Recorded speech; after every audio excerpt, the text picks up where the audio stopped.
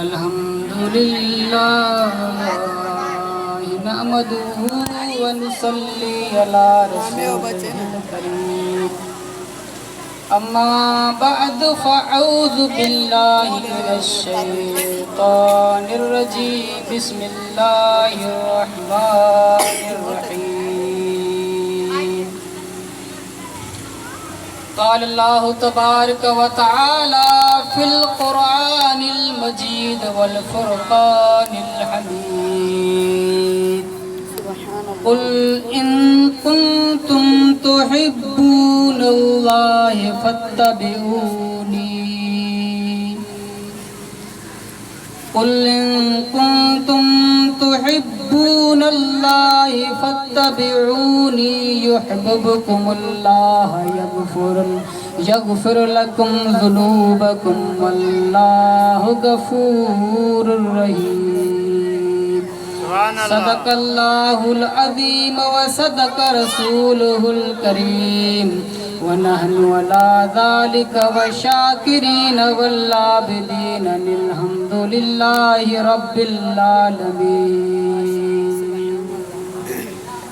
असांजे तमाम ॻोठ जे मोअज़िज़ भाइरनि महिमाननि खे ख़ुशामदीद।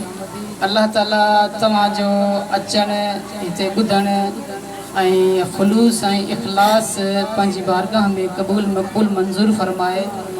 तक़रीबन काफ़ी सारो टाइम थी वियो आहे। तक़रीबन 3 घंटा मूंखे अंदाज़ो आहे त 3 घंटा वेहणु हिकु वॾी मुश्किल हूंदी आहे। शहर में मुख़्तसिर महफ़िलूं थींदियूं आहिनि जंहिंजो थोरो मुख़्तसिर हूंदो आहे, एॾो टाइम पीरियड नाहे हूंदो। पर तव्हांखे जस हुजे जो तव्हां एॾो इख़लास खां ऐं एॾो प्यार ऐं मुहबत खां हिते वेठा आहियो। यकीनन अल्लाह तबारक व तआला तव्हांखे जज़ाए ख़ैर अता फ़रमाईंदो। अव्हां जो नेक ख़ुलूस पंहिंजी बारगाह में क़बूल मक़बूल मंज़ूर फ़रमाईंदो। मां वधीक टाइम कोन वठंदुमि, सिर्फ़ु 20-25 या 30 मिंट भी थी सघनि था। उम्मीद आहे त हीउ नंढड़ो वक़्तु तव्हां थोरो बर्दाश्त करे। कुझु असां बि सिखंदासूं, कुझु तव्हां बि सिखी वेंदा ऐं सुठी नियत हूंदी त अल्लाह तबारक व तआला तव्हांखे उन हिकु हिकु लफ़्ज़ जा दर्जात बुलंद फरमाईंदो। छो त हदीस मुबारक आहे त जेको शख़्स महबूब जे मिलाद ते या वरे जिथे नबी पाक सल्लल्लाहु अलैहि वसल्लम जो ज़िक्र ख़ैर थींदो हुजे, अल्लाह जो ज़िक्र ख़ैर थींदो हुजे, अगरि को उते माण्हू अची वेहे त अल्लाह जा मलाइका हुनजे हिकु हिकु साह जे वक़्तु जेको हुन महफ़िल में खणंदो आहे हुनजो नेकियूं लिखंदो रहंदो आहे। इहा नबी पाक सल्लल्लाहु अलैहि वसल्लम जी हदीस मुस्तनद किताब बुखारी शरीफ़ जे अंदरि लिखियलु आहे। दोस्तों, नबी अकरम सल्लल्लाहु अलैहि वसल्लम जी विलादत मुबारक जी ये महफ़िल आहे त दुरूद पाक पढ़ण जा तमाम वॾा ऐं तमाम घणा फ़ज़ाइल आहिनि। जेको शख़्स दुरूद पढ़ंदो आहे या दुरूद शरीफ़ जी कसरत कंदो आहे त अल्लाह तबारक व तआला उनखे तमाम घणियूं बरकतूं अता फरमाईंदो आहे। नबी अकरम सल्लल्लाहु अलैहि वसल्लम जी हदीस मुबारक आहे त क़यामत जो ॾींहुं थींदो, गौर खां ये रिवायत ॿुधो, क़यामत जो ॾींहुं थींदो, मां मिंबर मुक़दस ते वेठल हूंदुमि। हज़रत सैयदना आदम अलैहिस्सलातु वस्सलाम जेको असां ऐं तव्हां सभिनी जो ॾाॾो आहे, उहे पंहिंजी औलाद खे ॾिसंदा त केरु जन्नत में वञे थो, केरु जहन्नम जी तरफ़ वञे थो। हू ॾिसंदा पोइ अचानक हुनजी नज़र मुंहिंजे उम्मती जे मथां पवंदी त आदम अलैहिस्सलातु वस्सलाम फरमाईंदो, या अहमद या अहमद, तुंहिंजो उम्मती जहन्नम जी तरफ़ वञी रहियो आहे। नबी पाक सल्लल्लाहु अलैहि वसल्लम पंहिंजे मिंबर मुक़दस जे खां उथंदा ऐं मलाइकनि वटि ईंदा, चवंदा त ए मलाइको मुंहिंजे उम्मतीअ खे छॾे ॾियो, मुंहिंजे उम्मतीअ खे छॾे ॾियो। मलाइक चवंदा त असां अल्लाह जे हुकुम जा पाबंद आहियूं, असां अल्लाह जे हुकुम जा पाबंद आहियूं। अल्लाह जेको असांखे हुकुम ॾिनो आहे उहो असां अल्लाह जो हुकुम पूरो कंदासीं। पोइ अल्लाह जा हबीब अल्लाह तबारक व तआला जी बारगाह में दुआ कंदा, चवंदा त या अल्लाह, छा तुंहिंजो इहो हुकुम न आहे, छा तुंहिंजो उहो फरमान न आहे, ए हबीब मां तोखे कॾहिं बि गमगीन न ॾिसंदुमि, मां तुंहिंजो कॾहिं बि गम बर्दाश्त न कंदुमि। या अल्लाह, छा अॼु मुंहिंजे उम्मतीअ खे जहन्नम जी तरफ़ नियो पियो वञे, या अल्लाह मुंहिंजे जेको तो इख्तियार ता फरमायो आहे उहो मुंहिंजो अर्ज़ु ॿुधो। अल्लाह तबारक व तआला मलाइकनि खे इरशाद फरमाईंदा, ऐं मलाइको जेको मुंहिंजो महबूब मदीने वारो साईं फरमाए रहियो आहे उनजो तव्हां हुकुम मञो। सुभान अल्लाह। मलाइका नबी अकरम सल्लल्लाहु अलैहि वसल्लम जो हुकुम मञी करे उन शख्स खे जंहिंजा आमाल तोड़े करे उनखे जहन्नम में नियो पियो वञे, उन शख्स खे वापसि मीज़ान ते आणींदा, वापसि मीज़ान ते आणींदा, हुनजा ॿीहर अमल ॻणींदा। पोइ नबी अकरम सल्लल्लाहु अलैहि वसल्लम ॾिसंदा त मुंहिंजे उम्मतीअ जा अमल घटि थींदा पिया वञनि।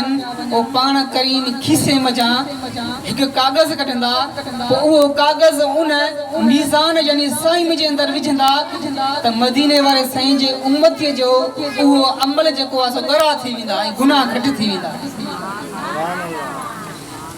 जिन अमल वधी वेंदा, गुनाह घटि थी वेंदा त मलाइका हुनखे जन्नत में वापसि वठो पे वेंदा। त उहो शख़्स चवंदो, बीहो बीहो, मां पुछां त सही उहो हसीन चेहरे वारो शख़्स केरु आहे? उहो शख़्स पुछंदो त ए हसीन चेहरे वारा तूं केरु आहे? उहो शख़्स चवंदो त मां तुंहिंजो नबी मुहम्मद सल्लल्लाहु अलैहि वसल्लम आहियां, ऐं जेका हीअ पर्ची मूं तुंहिंजे अमलनि में विझी हुई, साहिम में विधी हुई, इहा अमल जेको आहे तुंहिंजो पढ़ियल दुरूद शरीफ़ आहे। मूं ते जेको तो हिकु वारी मुंहिंजे मथां दुरूद पढ़ियो हुयो, उन दुरूद जो अमल आहे जेको मूं साहिम में विधो त तुंहिंजा अमल ॻरा थी विया ऐं गुनाह घटि थी विया। त मुंहिंजा भाइरो, दुरूद पढ़ण जी केॾी वॾी बरकत आहे। हीअ दुरूद पढ़ण जी त सिर्फ़ु आख़िरत में बरकत आहे न, यानी कि हिकु शख़्स दुरूद पढ़ियो मरियो क़यामत क़ाइम थी ऐं हुन हिसाब किताब थियो, उते हुनखे फ़ाइदो ॾिनई। लेकिन यादि रखजांइ मोमिन मुस्लमान, दुरूद जी बरकत दुनिया जे अंदरि बि आहे। त मुंहिंजो सभिनी भेनरुनि खे ऐं पंहिंजे भाइरनि खे मिटनि खे अज़ीज़ जी गुज़ारिश आहे त रोज़ानो 1000 भेरा तव्हां दुरूद पढ़ंदा कयो। बिल्कुलु आसान आहे। अस्सलातु वस्सलामु अलैका या रसूल अल्लाह, या वरी सल्लल्लाहु अलैहि वसल्लम, या सल्लल्लाहु अला मुहम्मद। आसान दुरूद शरीफ़ आहिनि बिल्कुलु। जेको बि दुरूद पढ़ंदो बरकत छा मिलंदी? उनजे घर में का मुसीबत अचानक न ईंदी, उनजे रिज़्क़ में बरकतूं थींदियूं। इहो मां तव्हांखे गारंटीअ खां ॿुधायां थो। मां तव्हां नाने इनायतुल्लाह खे तव्हां सुञाणींदा हूंदव। नानो इनायतुल्लाह रोज़ानो 1,50,000 दुरूद शरीफ़ पढ़ंदो हुयो। हिदायतुल्लाह, नानो हिदायतुल्लाह कसरत खां दुरूद पढ़ंदा हुआ। अॼु संदसि घर में तव्हां ॾिसो त केतिरियूं बरकतूं आहिनि।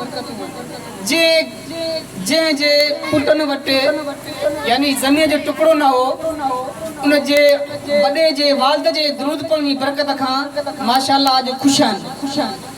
सो दुरूद पढ़ण जी बरकतूं आहिनि। तव्हां बि इरादो कयो त मां रोज़ानो इंशाअल्लाह मदीने वारे साईं सल्लल्लाहु अलैहि वसल्लम जे मथां दुरूद शरीफ़ वग़ैरह इंशाअल्लाह पढ़ंदासीं।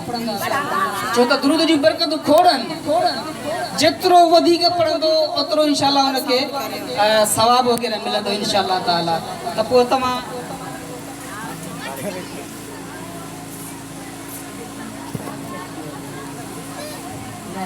तव्हां दुरूद पढ़ंदव त इंशाअल्लाह ताला तव्हांखे बरकतूं उन खां मिलंदियूं। मां तव्हांजे आॾो हिकु क़ुरान मजीद जी आयत पढ़ी आहे। उम्मीद आहे त तव्हां सभु पाण में कचहरी न कंदा बल्कि हिन तरफ़ तवजह ॾींदा। सिर्फ़ मुख़्तसर वक़्त में चंद ॻाल्हियूं मां तव्हांजे अॻियां रखंदुमि। अल्लाह तबारक व तआला क़ुरान में इरशाद फरमायो, छा इरशाद फरमाए, कुल इन कुंतुम तुहिब्बूनल्लाह फत्तबिऊनी।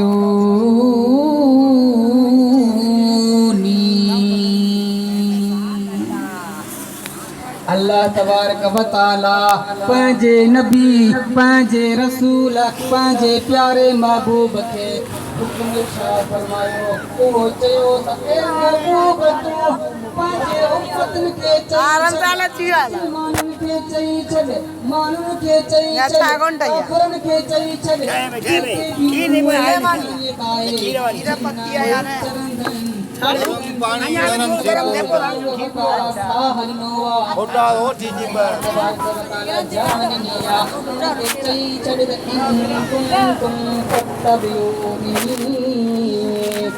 तूं चई छो त अगरि तव्हां मुंहिंजी इत्तबा कंदो, मुंहिंजी पैरवी कंदो, मायूं वेठी अंदर क्या भरिया पर्दे पर्दा दे भरिया पर्दे मायूं जुबानी अल्लाह पाक कहाँ बची सके थे न, लेकिन महबूब जी जुबानी चवराई छा चवराई त ए महबूब तूं चओ त मुंहिंजा उम्मती अल्लाह चवे छो त तव्हां मुंहिंजी इत्तबा कयो, यानी नबी पाक जी इत्तबा कयो, नबी पाक जी पैरवी कयो, पोइ तव्हांखे इनाम मिलंदा। इनाम तव्हां कहिड़ा मिलंदा? अल्लाह तबारक व तआला अॻिते इरशाद फरमायो, इनाम कहिड़ा मिलंदा? युहिब्बुकुमुल्लाहु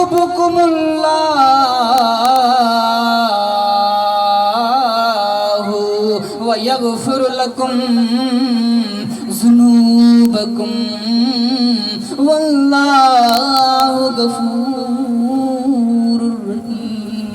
सुभान अल्लाह। इहे इनामन, कहिड़ा इनामन? हिकु इनाम त इहो आहे त अल्लाह तव्हां सां मुहबत कंदो, तव्हां सां मुहबत कंदो ऐं तव्हांजा गुनाह माफ़ करे छॾींदो। ऐं मुंहिंजा भाइरो, ऐं मुंहिंजूं भेनरूं, असां गुनाहगार आहियूं, असां गुनाहगार आहियूं, असां सियाकार आहियूं, असांजे अमलनि में गुनाह आहिनि।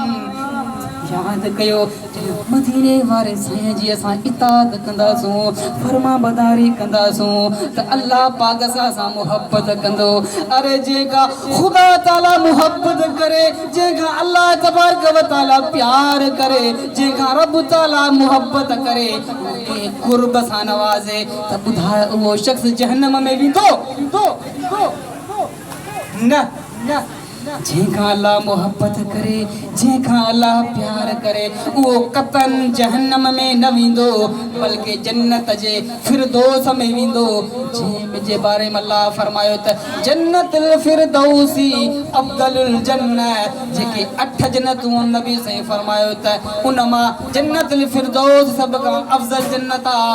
अल्लाह पाक जंहिंसां मुहबत कंदो, अल्लाह पाक पंहिंजे प्यारे बाने खे जन्नतुल फिरदौस में रखंदो। पर यादि रखिजो, मूंखे लॻे थो शोर थी रहियो आहे हिते। थोरी मां जे ॻाल्हि चवणु चाहियां पियो हुनखे तवजह सां ॿुधो, तवजह सां। अल्लाह पाक छा फरमायो त पर हिकु शर्त आहे, मां तव्हां सां मुहबत बि कंदुमि, मां तव्हांजा गुनाह बि माफ़ करे छॾींदुमि, पर हिकु शर्त आहे। शर्त कहिड़ी आहे त फत्तबिऊनी ऐं यानी मुहम्मदुन फत्तबिहू, यानी के त मुंहिंजे महबूब मदीने वारे साईं जी तव्हांखे इत्तबा करणी पवंदी, पैरवी करणी पवंदी, हुनजे तरीक़े ते हलणो पवंदो, पोइ तव्हां खां मां मुहबत कंदुमि, पोइ तव्हांजा मां गुनाह माफ़ कंदुमि। हाणे मुस्लमानो, उलमा ने किताबूं लिखियूं आहिनि, उलमा हदीसनि जूं शरहूं कयूं आहिनि, उलमा क़ुरान मजीद जूं शरहूं कयूं आहिनि, उलमा हदीसूं लिखियूं आहिनि त असांखे मदीने वारे साईं जी इत्तबा कीअं करणी आहे। हाणे असांखे सोचणो आहे, असांखे पाबंद पाण खे करणो आहे त असां खां अल्लाह पाक अगर मोहब्बत करे त असां खे नबी पाक जी पैरवी करणी पवंदी, नबी पाक जी इत्तबा करणी पवंदी। असां खे हाणे इत्तबा कीअं करणी आहे जो क़ुरान असां खे ॿुधाए थो कीअं करणी आहे, ॿुधाइण कीअं करणी आहे। असां खे ईअं करणो आहे क़ुरान जे मथां अमल करणो आहे। अल्लाह तबारक व तआला जे हबीब जो हदीस में बयान कयो आहे, उन हदीस जे मुताबिक अमल करणो आहे। क़ुरान में छा लिखियल आहे? क़ुरान में अल्लाह पाक इरशाद फरमाए थो त कंहिंजी गीबत गिला न कंदा कयो। अल्लाह पाक इरशाद फरमायो आहे त कंहिंजे तोह में न पढ़ो। अल्लाह तबारक इहो इरशाद फरमायो आहे त जेके 5 वक्त नमाज तव्हां जे मथां फर्ज़ आहे उहे पाबंदी खां पढ़ो ऐं मदीने वारे साईं जे सुन्नतुनि जे मथां अमल कयो।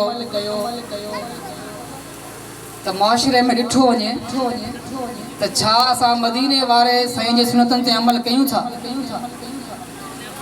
छा असां वेही पाणी पियूं था? नबी पाक सल्लल्लाहु अलैहि वसल्लम जो सब खां प्यारो मशगलो जेको हुयो क़ुरान जी तिलावत हुई, शौक़ सां तिलावत क़ुरान कंदा हुआ।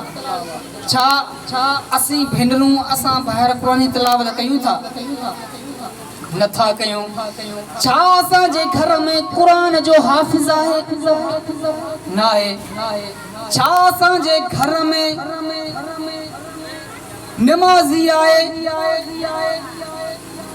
मुश्किल खां हिकु दुको आहे। त अल्लाह जे हबीब जी क़ुरान सां तमामु घणी मोहब्बत हुई। क़ुरान पढ़ण वारे जी अज़मत छा आहे, मक़ाम छा आहे, मर्तबो छा आहे। हबीब करीम सल्लल्लाहु अलैहि वसल्लम इरशाद फरमायो हिकु क़ुरान जो हाफ़िज़ हूंदो जेको क़ुरान जी तिलावत कंदो, जेको क़ुरान पढ़ंदो हूंदो, उहो हाफ़िज़ मूंखे प्यारो आहे। अल्लाह तबारक व तआला जी हबीब इरशाद फरमायो जॾहिं हाफ़िज़ क़ुरान जो दुनिया मां इंतकाल थी वेंदो, जॾहिं क़यामत क़ाइम थींदी, अल्लाह पाक क़ुरान जे कारीअ खे क़ुरान पढ़ण वारे खे चवंदो जन्नत में दाख़िल थी ऐं जन्नत जे दरवाज़े में जेई तूं पैर रख पोइ तूं क़ुरान पढ़ंदो वञ, क़ुरान पढ़ंदो वञ। पोइ जिथे तुंहिंजो क़ुरान जो आख़िरी सिपारो ख़तम थिए तुंहिंजो इहो ठिकाणो आहे। पोइ साहब जन्नत में दाख़िल थींदो, क़ुरान जी तिलावत कंदो वेंदो 5 सिपारा 10 सिपारा 20 सिपारा 25 सिपारा 30 सिपारा जी ख़तम कंदो त जन्नतुल फिरदौस जो दरवाज़ो हूंदो, उन जी चांहि हूंदी, उते अलहम्द जी आख़िरी सूरत तिलावत कंदा पिया। त हीअ क़ुरान पढ़ण वारे जी फज़ीलत आहे। असांखे महबूब जे तरीक़े ते हलणो आहे। अल्लाह जा हबीब मेहरबान हुआ। छा असां मेहरबान आहियूं? हाँ, अल्लाह जा हबीब मेहरबान कीअं हुआ ॿुधायो? अल्लाह जा हबीब मेहरबान कीअं हुआ? मेहरबान ईअं हुआ त मदीने वारा साईं सल्लल्लाहु अलैहि वसल्लम मस्जिद नबी में खुतबो ॾेई रहिया हुआ। जुमे जो खुतबो ॾेई रहिया हुआ।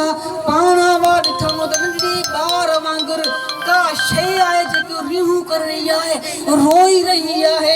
साहबा खे चयूं त ॾिसो कहिड़ी शइ आहे, कहिड़ो ॿार आहे जेको रोए पियो थो। साहबा चयो या रसूल अल्लाह अहिड़ी का शइ आहे कान, खबर नथी पए त किथां हुन जो आवाज़ अचे थो। त नबी पाक सल्लल्लाहु अलैहि वसल्लम मिंबर शरीफ तां लथा, जिथे खुतबो इरशाद फरमा रहा, मिंबर शरीफ तां लथा। जे लथा ॾिठाऊं त खजीअ जो जेको थुड़ आहे, थुड़ जंहिंते नबी पाक सल्लल्लाहु अलैहि वसल्लम टेक ॾेई करे खुतबो ॾींदा हुआ, उहो थुड़ ज़ारो कतार रोई रहियो आहे। पाण उन थुड़ खे भाकुर पताऊं त उहो चुप थी वियो।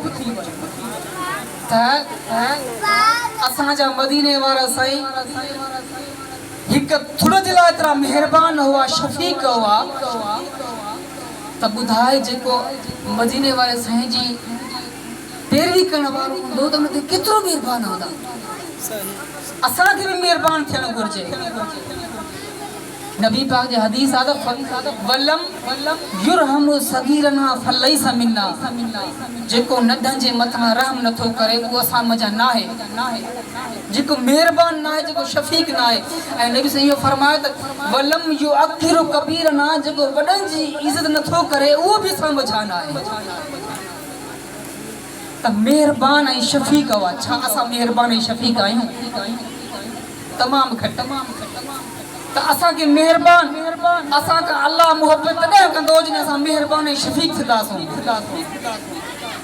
छा असां वटि इख़लाक़ आहे? असांजे नौजवाननि में इख़लाक़ आहे? वॾनि सां करण जी तमीज़ आहे? उहा तमीज़ असांखे इख़्तियार करणी पवंदी, तमीज़ सेखारणी पवंदी, अदब सेखारणो पवंदो। त नबी अल्लाह तबारक तआला इरशाद फरमायो युहब्बुकुमुल्लाह, अल्लाह तव्हां सां मुहब्बत कंदो, व यगफिर लकुम ज़ुनूबकुम, ऐं अल्लाह तव्हांजा गुनाह माफ़ करे छॾींदो। अल्लाह तबारक व तआला पंहिंजे मदीने वारे साईं सां हिकु मुहब्बत जो कॉन्सेप्ट बि रखियो आहे, जेको नबी पाक सल्लल्लाहु अलैहि वसल्लम सां मुहब्बत कंदो, उन सां इश्क रखंदो, पंहिंजी औलाद, पंहिंजी आल, पंहिंजी पुटनि, पंहिंजे बचनि, पंहिंजी औलाद, पंहिंजे शयुनि, पंहिंजे माल मिल्कियत खां वधीक नबी पाक सल्लल्लाहु अलैहि वसल्लम खे मथां रखंदो। त उन जे बारे में बि अल्लाह पाक फरमायो कि युहब्बुकुमुल्लाह, अल्लाह उन सां मुहबत रखंदो। त हिते सभु जेके असां जमा थिया आहियूं, छाला जमा थिया आहियूं, त असांखे पंहिंजे नबी सां मुहबत आहे, असांखे पंहिंजे नबी सां वफ़ा आहे, असांखे पंहिंजे नबी सां हिकु मज़बूत तालुक़ आहे। इन जे करे असां हिते जमा थिया आहियूं। अगरि असां इन नियत खां जमा थिया आहियूं त पोइ अल्लाह तबारक व तआला जी जेकी हीअ इनाम आहे उहो तव्हांजे लाइ युहब्बुकुमुल्लाह, अल्लाह तव्हां सां मुहबत रखे। सुभान अल्लाह। हाणे मां तव्हांखे हिकु हदीस ॿुधायां थो। हज़रत सैयदना अब्दुल्लाह बिन मुग़फ़ल रज़ियल्लाहु तआला अन्हु फरमाइनि था त हिकु शख़्स नबी पाक सल्लल्लाहु अलैहि वसल्लम जी बारगाह में आयो। गौर खां ॿुधो हदीस, गौर खां, बिल्कुलु गौर खां। बारगाह में आयो, चयईं त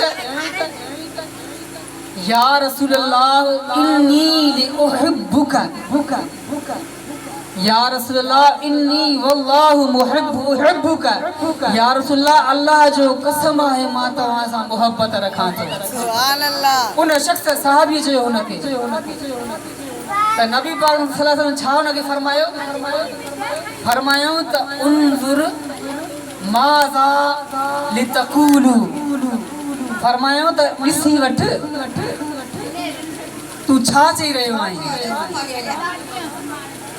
वरी हुन चयो त या रसूलल्लाह सल्लल्लाहु अलैहि वसल्लम इन्नी उहिब्बुका वल्लाह, या रसूलल्लाह मूंखे अव्हां सां मुहबत आहे।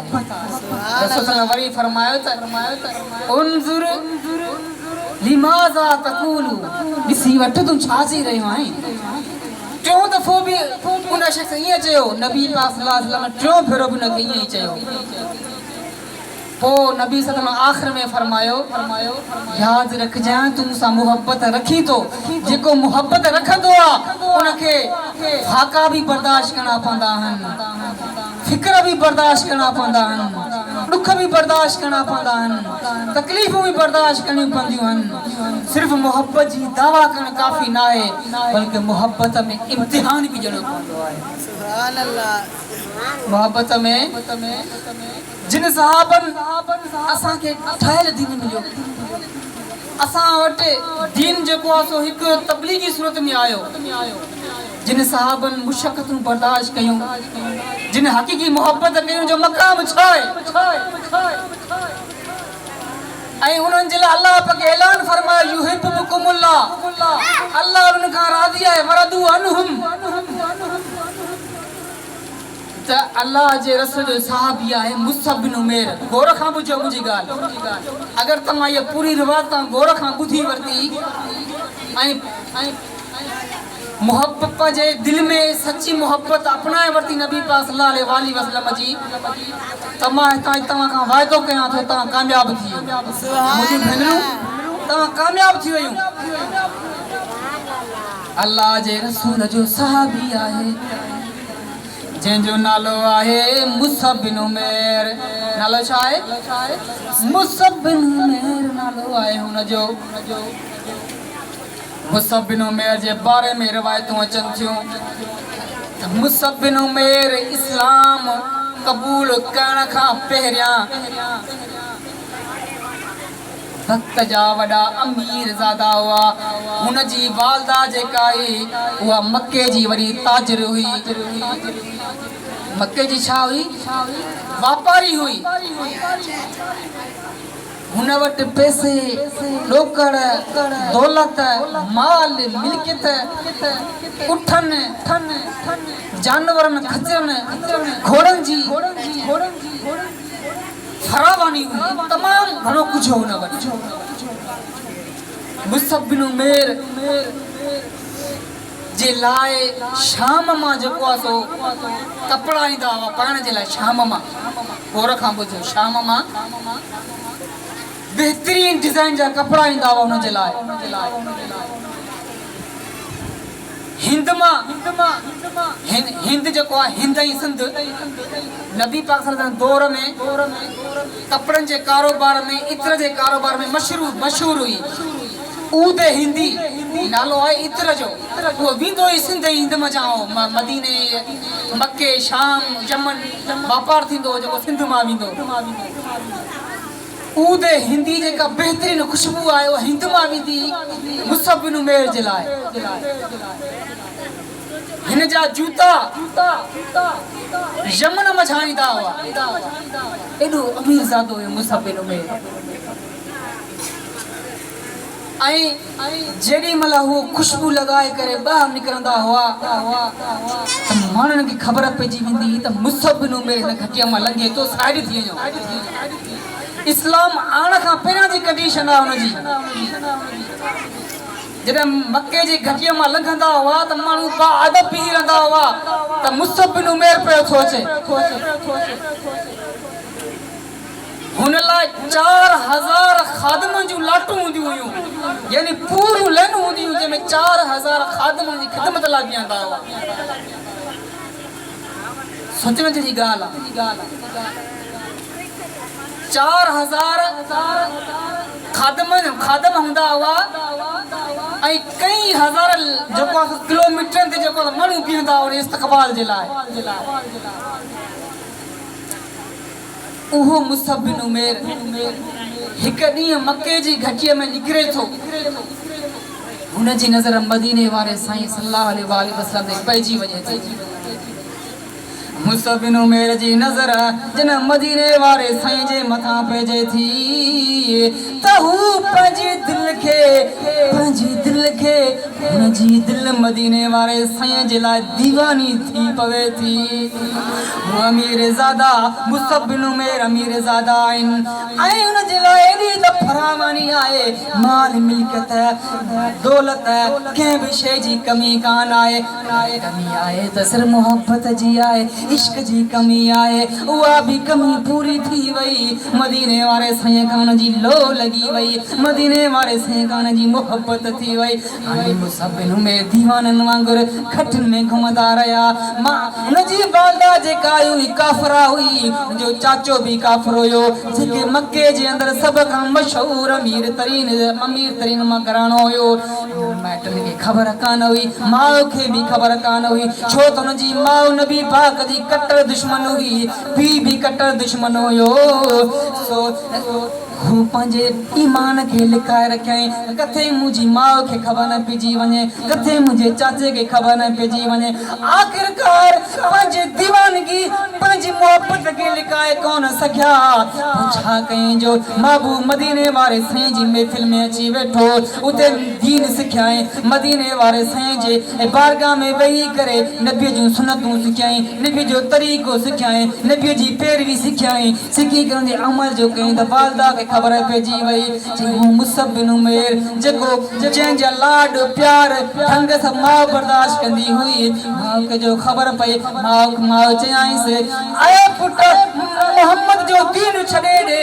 न त वरी तुम तकलीफ़ूं ऐं अज़ियतूं तोखे मिलंदियूं माउ तूं कुझु बि कर मां मदीने वारे साईं जो दीन छॾींदमि मां हुन जो दर न छॾींदुमि मां हुन सां मुहबत कयां थो मां हुन सां इश्क कयां थो हुन मूंखे अल्लाह जे रस्ते ते लाहे छॾियो आहे हाणे अल्लाह मूंखां युहिब्बुकुमुल्लाह हाणे अल्लाह बि मूंसां प्यार करणु लॻो आहे छा कयो सभ खां पहिरीं हिन जेके बहितरीन क़िस्म जा कपिड़ा हुआ उहे लाराई सभिनी मेर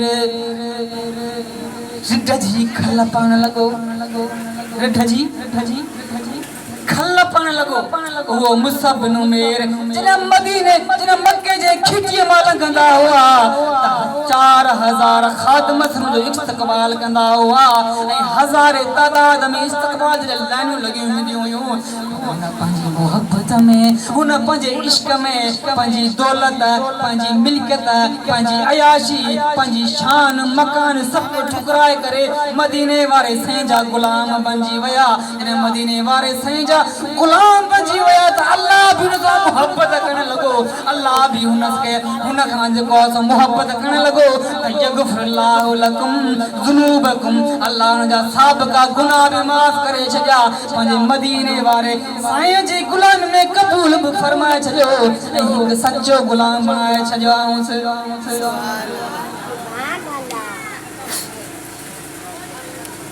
जॾहिं मुसब बिन उमैर कपड़ा भी लाथा वया वो जेका बेहतरीन किस्म जी खुशबू लगाईंदा हुआ उहा खुशबू भी कसी वई जेके जमन मां जूता ईंदा हुआ उहे भी कसिया वया मुसब बिन उमैर के घर में बंद करे बाहूं टंगूं बंद करे रखियो वयो पोइ हुनखे लगातार 8 ॾींहं ताईं मानी हुनजी बंद कई वई मुसब बिन उमैर कमज़ोर थी वयो माउ चए थी आए पुट मां बर्दाश्त नथी करे सघां तूं मुंहिंजो बच्चो आ तूं कमज़ोर थी वयो आ सफ़ा तू मोहम्मद जो दीन छड़े दे जो कुछ भी न कर सिर्फ मोहम्मद जो दीन छड़े दे जो कुछ भी न कर तुझो सब कुछ माफ आ तुझो वो आलीशान मर्तबो वरे वापस मोटींदो तुझो वो ठाठ तू उन जा आलीशान जेके हन इज्जत आवा भी मोटींदी सबन में चतो ऐ अमर तू मुझी बिल्कुल माई मां तुझी इज्जत कया थो मोहम्मद सल्लल्लाहु अलैहि वसल्लम जो मां दीन न छडींदुम माउ छा कयो जे इएं कोन थो मञी भला हाणे मां पंहिंजो खाइण पीअण छॾे ॾींदमि मां हिकु ॾींहुं बि मानी कान खाधी ॿियो ॾींहुं बि मानी कान खाधी टियों ॾींहुं चोथों ॾींहुं पंजों ॾींहुं माउ कमज़ोर थींदी थी वञे पुट खे माउ चवे थी ऐं मुंहिंजा बच्चा मां तुंहिंजे करे सभु खाइण पीअण छॾे ॾिनो आहे तूं मोहम्मद जो दीन छॾ अमर चवे थो मुसब ए अमर भले तूं मानी बि न खा भले तूं पाणी बि न पीए पर मां मोहम्मद जो दीन कोन छॾींदुमि रसूलुल्लाह जी हदीस मौजूद आहे ला युमिनु अहदुकुम हत्ता अकून अहब्ब इलैहि मिन वालिदिही व वलदिही वन नास अजमईन मदीने वारे साईं जो वो फरमान आए ला युमिनु अहदुकुम तमाम मजा को भी उन वक्त ताईं मुसलमान नथो थी सके सच्चो मोमिन नथो थी सके जेको मूंखां पंहिंजी औलाद पंहिंजे माउ पंहिंजे पीउ हत्ता के तमाम इंसान खां वधीक मूंसां मोहब्बत न करे अमर हानी तू बुधाए हुते मोहम्मद जो फरमान आए जेके अल्लाह पाक उलुल नबिया मचा सब का अजीम नबी बनाए मोकलियो आ हे मां तो जड़ू 70 मां मोहम्मद जे मथा मोहम्मद जे दीन जे मथा कुर्बान सरकार की आमद मदनी जी आमद महबूब जी आमद सही अल्लामा वो मौलाना अयाज हाशिम मदनी साहब मुसअब बिन उमैर जॾहिं माउ खे अल्फाज़ चया आए मरे मरे मरे तो जहिड़ो 70 मां बि मोहम्मद जे दीन ऐं मोहम्मद मथां कुर्बान आए मुंहिंजो भेनरो ऐं मुंहिंजा भाइरो तव्हां इन जे लाइ हिते आया हो असांखे पंहिंजे नबी सां सचो इश्क आहे सची मोहब्बत आहे त पोइ ही आयत क़ुरान जी तव्हां जे लाइ बि आहे युहिब्बुकुमुल्लाहु यग़फिर लकुम ज़ुनूबकुम अल्लाह तव्हां सां मोहब्बत बि कंदो ऐं तव्हां जा गुनाह बि माफ़ करे छॾींदो फत्तबिऊनी महबूब जी इत्तबा भी करणी आहे, उन सां मोहब्बत भी करणी आहे। ऐं मोहब्बत जो उसूल छा आहे? मोहब्बत जो उसूल इहो आहे त मदीने वारे साईं जी इत्तबा कई वञे। असां ज़ुबान खां चऊं त असांखे मदीने वारे साईं सां मोहब्बत आहे, इश्क भी आहे, लगन भी आहे। असां लंगर भी कंदा आहियूं, असां महफ़िल भी कंदा आहियूं, मिलाद भी मल्हाईंदा आहियूं, लेकिन अमल टके जो न कंदा आहियूं त पोइ तुंहिंजी मोहब्बत कहिड़े कम जी?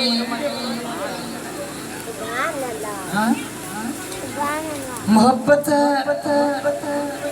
ख़बर छा हूंदी आहे? मोहब्बत फितरी अमल अथव। मोहब्बत उहा हूंदी आहे त मोहब्बत जंहिं सां कई वेंदी आहे उनजो चवण बि मज़ो, जंहिं सां मोहब्बत कई वेंदी आहे उनजो चवण बि मज़ो। त मुसअब बिन उमैर मदीने वारे साईं खां मोहब्बत कई, चवण बि मज़ो।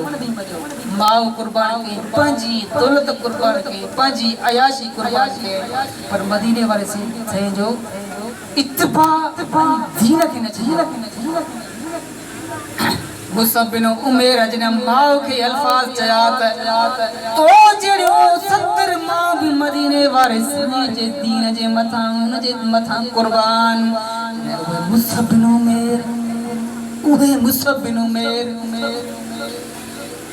जॾहिं मके खां मदीने अचनि था, मदीने में दाख़िल थिया, मस्जिद नबी जे गेट ते पहुता, सहाबा इकराम हल्को लॻायो वेठा, चारों तरफ़ सहाबा इकराम वेठा हुआ, दीन सिखी रहिया हुआ, हिक ॿिए खे दीन ॿुधाए रहिया हुआ।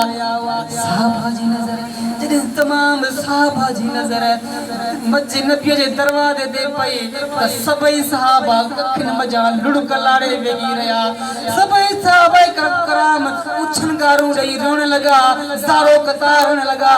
ॾिठां त अरे मुसअब बिन उमैर, उहो मुसअब बिन उमैर जेको खुशबू लॻाईंदो त पूरे मके मज खुशबू फैलिजी वेंदी हुई। उहो मुसअब बिन उमैर जॾहिं घरां ख़ूबसूरत रेशम जो वॻो पाए निकिरंदा हुआ त पूरे मके जा माण्हू इस्तक़बाल जे लाइ बीही रहंदा हुआ। अरे उहो मुसअब बिन उमैर जॾहिं घर मज़ा निकिरंदा हुआ त 4000 ग़ुलामनि जो इस्तक़बाल कंदा हुआ। अरे उहो मुसअब बिन उमैर जंहिंजे लाइ जूता यमन मचाईंदा हुआ, जंहिंजे लाइ कपिड़ा शाम मचाईंदा हुआ, जंहिंजे लाइ खुशबू हिंद मचाईंदी हुई। उहे मुसअब बिन उमैर जे जिस्म मज़ा अॼु रिठ जी खल पातल आहे, जंहिंजे जिस्म मज़े जानवर जो लिबास पातल आहे। अल्लाहु अकबर। उहे मुसअब बिन उमैर जी दीन जे लाइ कुर्बानी। मरहबा। मुसअब बिन उमैर जॾहिं मस्जिद नबी में पहुचनि था, कमज़ोर आहिनि, संदन खे तकलीफ़ुनि मिलियूं हुयूं, तकलीफ़ुनि में जेको आहे सो जखड़ियो वियो।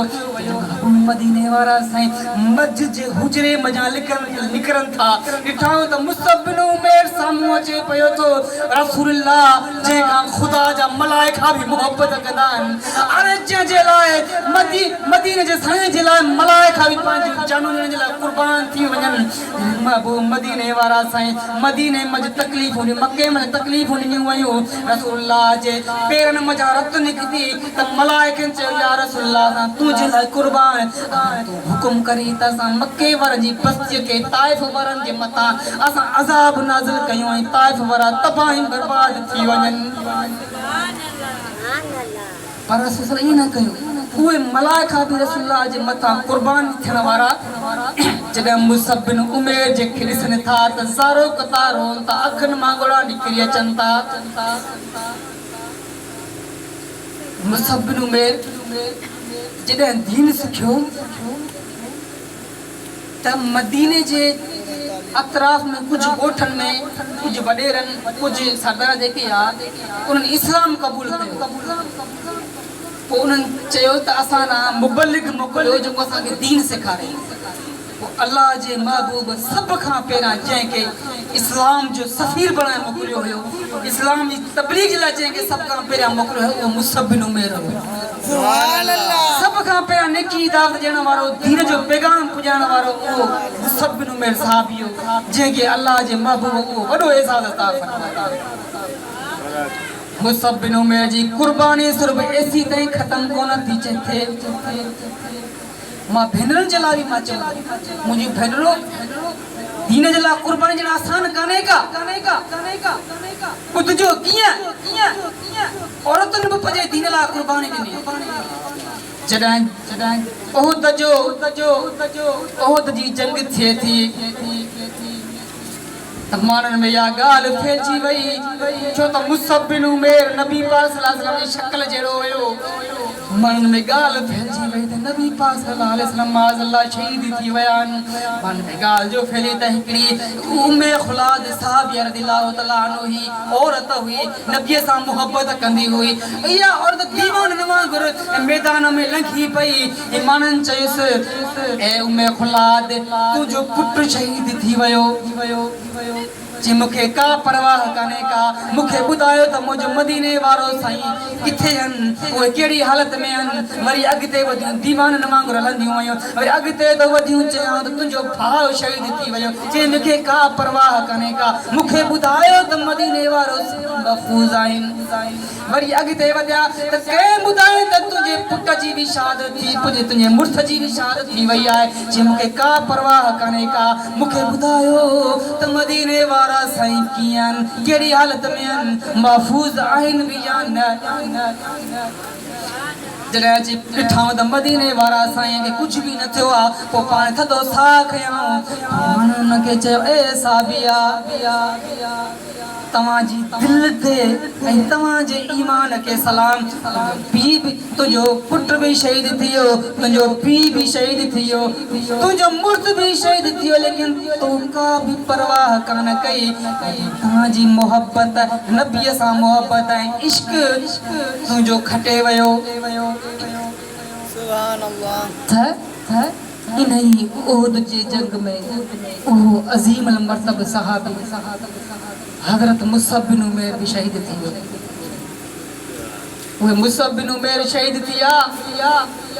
अरे उहो मुसअब बिन उमैर उन जे लाइ, छो त उन दौर में इस्लाम गरीब हुयो, दीन गरीब हुयो, असहाबा गरीब हुआ। कफन कीअं पाराइजे मुसअब खे, गौर खां ॿुधो। कफन किथां अचे मुसअब जे लाइ, कफन किथां अचे मुसअब जे लाइ, कफन किथां अचे। चंद टोटा कफन जा मिलिया रसूलुल्लाह जी चोली मुबारक, ॿिए साहबी जी चोली मुबारक, उन मां कफन ठाहे वियो मुसअब जो। उहो मुसअब जेको कीमती लिबास पाईंदो हुयो, अॼु उन जे लाइ कफन बि न पियो मिले। दीन जे लाइ बि कुर्बानी आहे। छा असां दीन जे लाइ कुर्बानी ॾिनी आहे? न, असां नमाज़ नथा पढ़ूं, असां गिल सॼो ॾींहुं वयूं, पंज माण्हू गिलायूं, गीबतूं, तोहमतूं, हिक ॿिए जे खिलाफ़ ॻाल्हियूं, बर्दाश्त न आहे, सब्र न आहे, असां में अमन न आहे। दीन त असांखे अमन जो पैगाम ॾिए थो न, दीन त असांखे मोहब्बत जो पैगाम ॾिए थो। उहो साहबी जेको सॼी ज़िंदगी जे आलीशान गुज़ारी, अॼु उन साहबी जे लाइ खफन कोन्हे। जॾहिं नबी पाक सल्लल्लाहु अलैहि वसल्लम चोली मुबारक ऐं रसूलुल्लाह साहबी चोली मुबारक खे मिलाए करे उनजो कफन ठाहे वियो। जॾहिं कफन विधो वियो त मथे ॾांहुं कनि पिया त पेर रहिजी वञनि पिया। अगर कफन के हेठ छिकी मथो राजी वञे पियो, अगर मथे छिकी पिया त पेर राजी वञे। नबी पाक सल्लल्लाहु अलैहि वसल्लम ॾिसनि पिया त मुंहिंजो उहो साहबी जे कुफर जी हालत में आलिशान ज़िंदगी गुज़ारी दीन जे लाइ कुर्बानी ॾेई करे कफन बि ना पूरो थी वञे। पोइ नबी पाक सल्लल्लाहु अलैहि वसल्लम ख़बर छा फरमायो त मुंहिंजे प्यारे साहबीअ जे मथे ते कफन ॾिनो वञे ऐं जेका जॻह हुनजी बचे थी पेरनि जी उन जॻह ते साओ गाह रखियो वञे त जीअं उहो गाह जॾहिं क़यामत जे ॾींहुं मुंहिंजा मुसहब उथंदा त उहो गाह बि हिनजी दीन जी कुर्बानी जी गवाही ॾींदो। छा असां में दीन जे लाइ कुर्बानीअ जो एतिरो कॉन्सेप्ट आहे? छा भेनरूं असां दीन जे लाइ कुर्बानी ॾेई सघूं थियूं? असां दीन असांखे अखलाक सेखारे थो, दीन असांखे सब्र सेखारे थो, दीन असांखे बर्दाश्त सेखारे थो। नबी पाक सल्लल्लाहु अलैहि वसल्लम जो पूरी सीरत असांखे पूरी जेका नबी पाक सल्लल्लाहु अलैहि वसल्लम जी सीरत मुबारक आहे उन पूरी सीरत जे अंदरि नबी पाक सल्लल्लाहु अलैहि वसल्लम जी पूरी सीरत में मुहब्बत भरियल आहे। नबी पाक सल्लल्लाहु अलैहि वसल्लम खे कंहिं जेको आहे इच्चे में पटो विधो माज़अल्लाह अज़्ज़ व जल उनखे छिक ॾिनी। नबी पाक सल्लल्लाहु अलैहि वसल्लम चयनि जेको तो वटि अल्लाह तबारक व तआला जेको चंदो आहे उहो असांखे ॾे। नबी पाक सल्लल्लाहु अलैहि वसल्लम मुस्कुराया ऐं उनखे सभु कुझु ॾिनो, बदिलो न वरिताऊं। या नबी पाक सल्लल्लाहु अलैहि वसल्लम अखलाक मुबारक कहिड़ा हुआ? नबी पाक सल्लल्लाहु अलैहि वसल्लम जी भेण आहे जंहिंजो नालो आहे शीमा नबी पाक सल्लल्लाहु अलैहि वसल्लम जी खीर पिया भेण आहे, यानी गॾु खीर पीतऊं हिकिड़ी मां जो बीबी हलीमा जो उन जी धीउ हुई शीमा। काफर हुई जॾहिं मदीने में आई नबी पाक सल्लल्लाहु अलैहि वसल्लम उन जे लाइ पंहिंजी चादर मुबारक विछाई उन ते विहारियऊं। हाँ मेहरबान आका नबी पाक सल्लल्लाहु अलैहि वसल्लम जी अखलाक करीमा उनके काफरा जे लाइ जेको आहे चादर विछायो वेठी नबी पाक सल्लल्लाहु अलैहि वसल्लम पंहिंजी जेका भेणी खीर पियासि उनखे चयो त तुंहिंजे लाइ मां मदीने में इंतज़ाम करायां तो मदीने में रह, या चयो त मां तोखे पंहिंजे घर मोकिलियां। चई मां पंहिंजे घर थी वञणु चाहियां। नबी पाक आली शान अंदाज़ में हुनखे पंहिंजे घर माणियो ऐं जॾहिं नबी पाक पंहिंजे खीर पिया भाउ जो इख़लाक़ ॾिठाऊं उहो अदब ॾिठाऊं उहो प्यार ॾिठाऊं त उहा बि मुस्लमान थी वियो। असांजे अंदरि अख़लाक़ पंहिंजी औलाद खे तरबियत लाज़मी आहे, थोड़ो तवज्जो भी ज़रूरी आहे। जेको शख्स पंहिंजी औलाद जी तरबियत में कामयाब थी वियो उहो कामयाब तरीन इंसान आहे।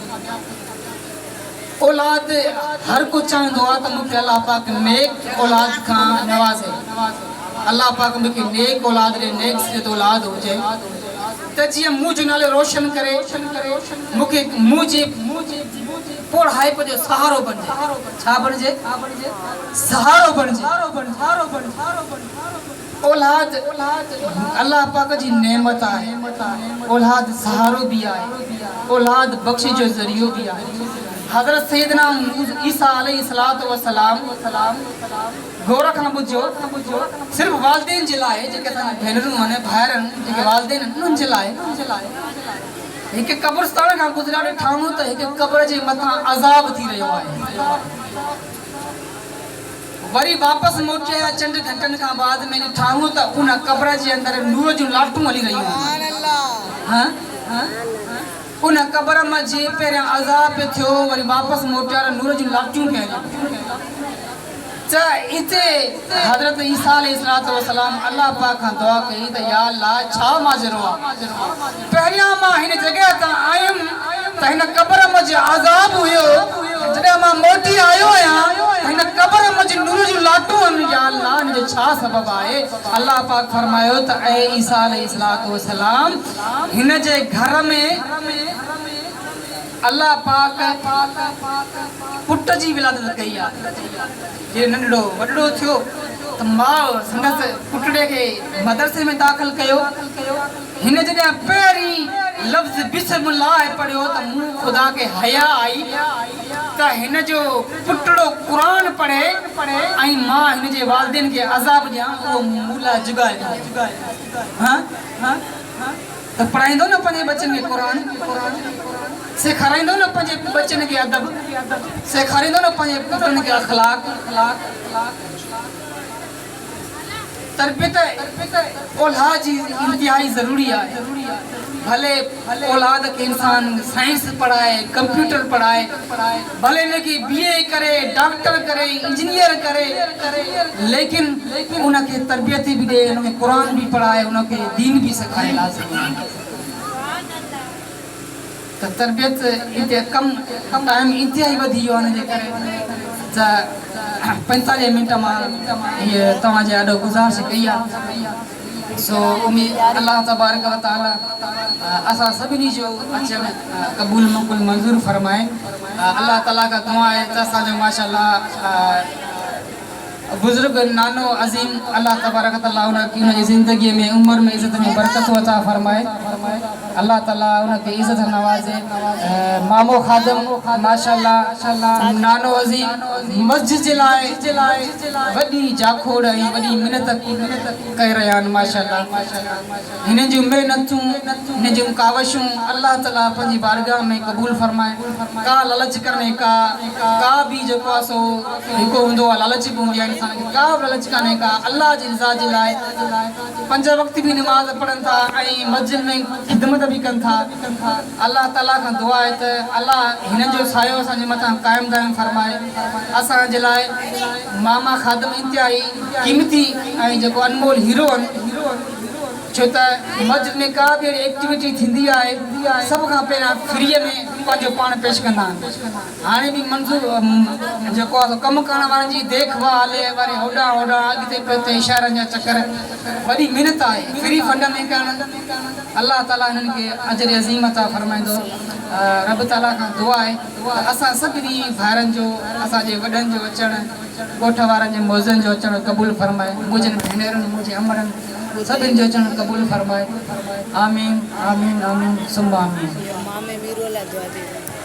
मुस्तफ़ा जाने रहमत पेला को सलाम शमए बज़ में हिदायत पेला को सलाम जिसके टुकड़ों पे पलते हैं सारे जहान जिसके टुकड़ों पे पलते हैं सारे जहान उस सखी की सखावत पेला को सलाम मुस्तफ़ा जाने रहमत पेला को सलाम शमए बज़ में हिदायत